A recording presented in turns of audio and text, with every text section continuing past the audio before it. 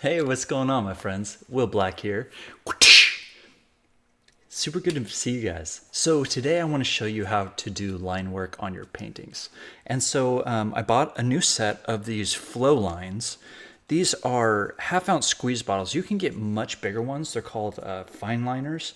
Make sure you get the empty ones because usually they're masking fluid. I don't have my fine liner applicator with me, but they end up looking like this. And so they've got a steel nib that that you put the paint in the bottle, screw the steel nib on, and put some really runny paints in. And so we've got a few things I want to show you. So when you get to this part, this is what it looks like. And so you can just pull that off. Whoops, I'm on the art cam. Let me show you on the art cam. Transition in 3, 2, 1. All right, so here's how it starts. You got this squeezable bottle. It's half ounce. You can actually get a surprising amount of lines through it. Out of a half ounce, you can get a surprising amount of lines through a half ounce. And then this is just a plastic nib that goes in and it plugs in the top. Oh, hey, my love. Oh, hey, are you live? Yeah, no, I'm recording though. Oh, okay, never mind. And these steel nibs screw right onto these.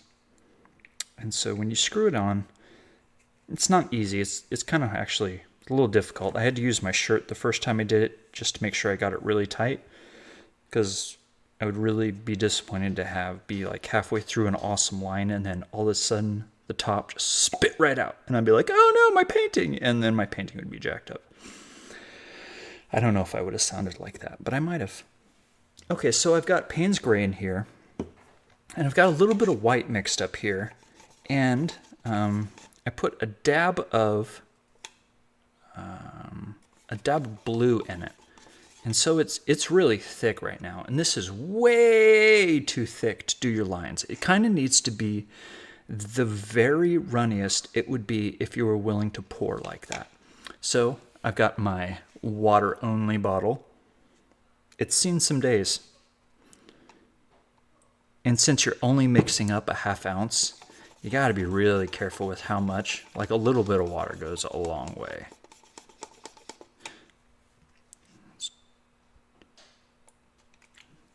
The reason why I say that is when I tested this out for me the first time, I put in way too much water and ended up having to put like a ton of Elmer's glue all in to make it to it be an acceptable consistency. And I'm not working with that much paint, so a little bit of water goes a long way. And I don't usually mix on camera, but I thought it might be helpful to see how runny your paints need to be to get in these. This should be it right here because we were almost there a second ago. All right, so it comes off in almost an even stream when you start.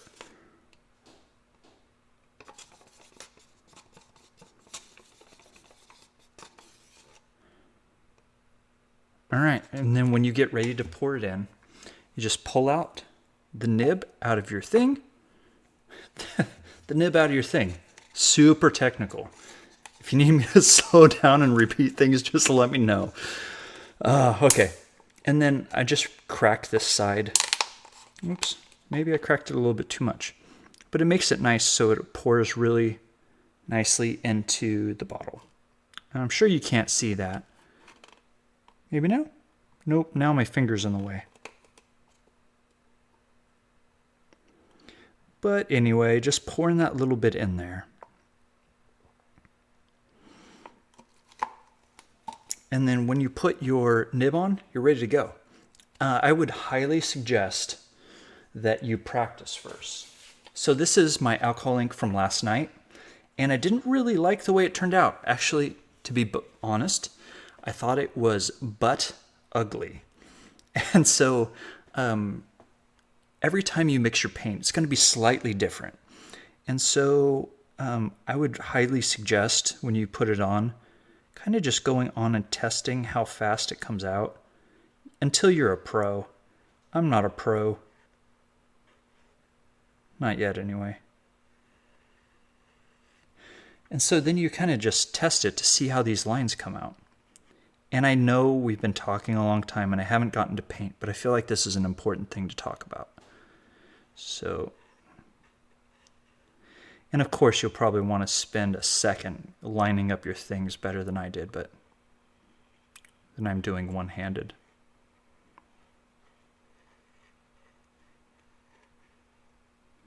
Anyway, so that took something that was kind of butt ugly and made it a little less butt ugly. Yesterday, this one. We did this one on our live, and it has been so absolutely dry here in Austin that this is like most of its way to dry.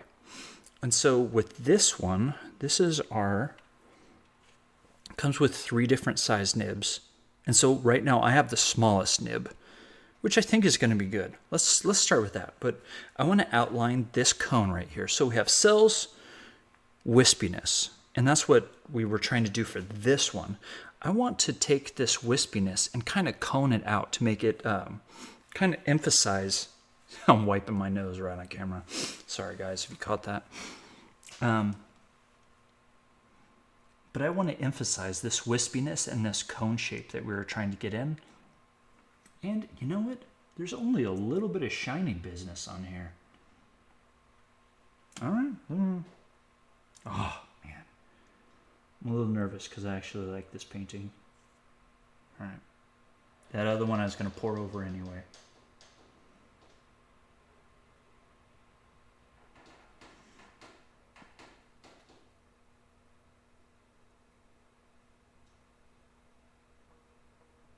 Oh, more paint. Come on, get... Uh-oh. Apparently I had something in the... So I dug in with my nib, didn't mean to. Should have waited for it to dry a little bit more, but...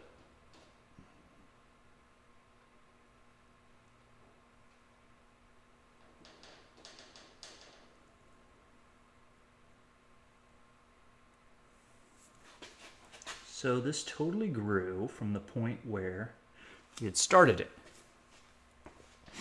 So maybe we'll do that on the other side too. We'll try to make it thinner, and then as we go on, we'll make it thicker towards the edge, kind of where it spins it. Yeah, I like that idea. I'm glad you helped me think of it.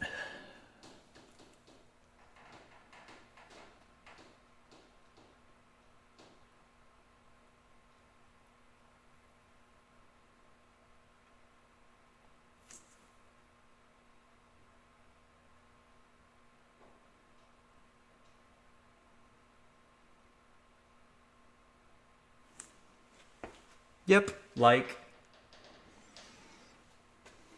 it really sets this off. And since the lines get smaller, it almost feels like this has got depth now. It feels like it's going into the middle of this and it's kind of coming at you. Anyway, okay, let's keep going.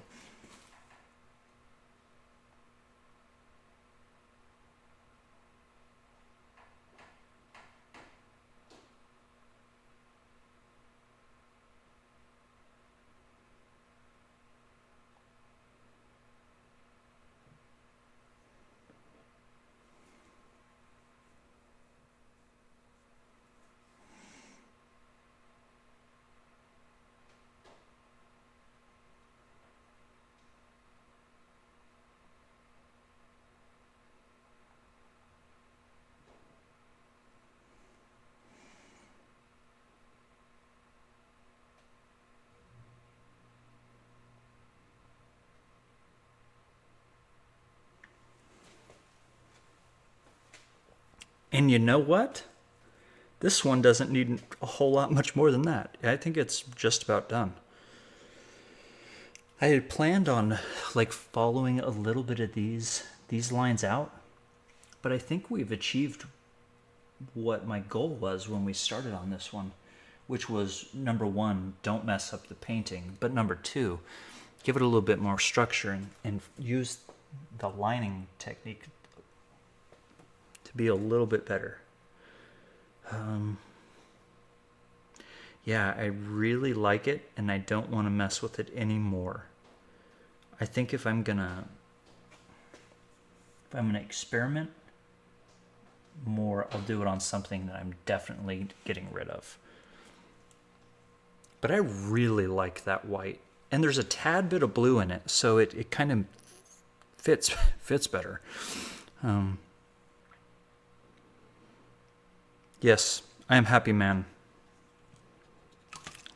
Maybe check closer. It really does kind of set that off right there in the middle. Me gusta. For my gringo friends, that means I like it.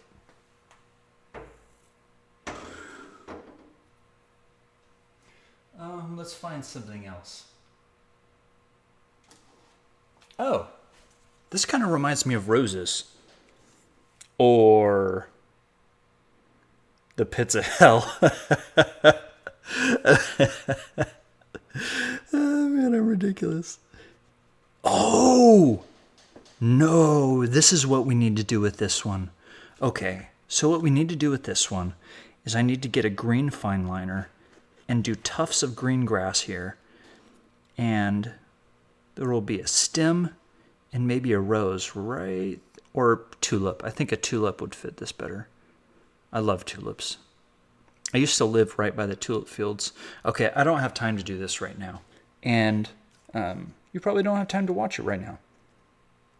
But we will do this later.